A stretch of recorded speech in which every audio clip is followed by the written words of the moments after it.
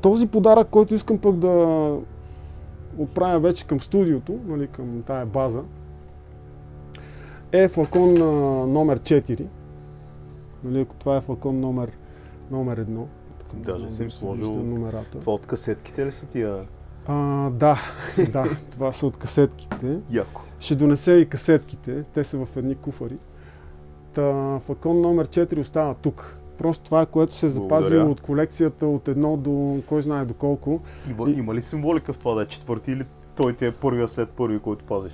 Ти пазиш, броиш някакси. Ето тук мога да ти покажа какво е било надраскано с него.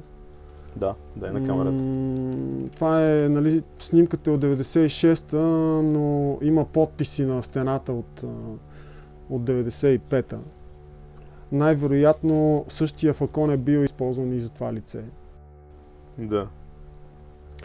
И доколкото си спомням, тая стена беше направена така с няколко флакона, може би 4-5, от които, нали, в различните надписи са ползвани различни цветове. Ние нямахме тогава флакони, които да използваш изцяло само за един надпис и си ги пазиш.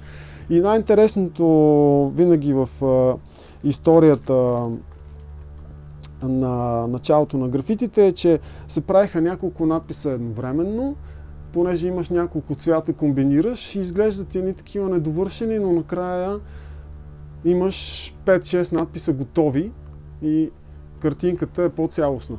Ето тук втория надпис след този блок 23, блок Запад, с много ясен подпис Ц95. Нали, то не е трудно да се сетиш какво стои зад тая буква, но все пак искам да отбележа защо съм и с скрито лице. Първо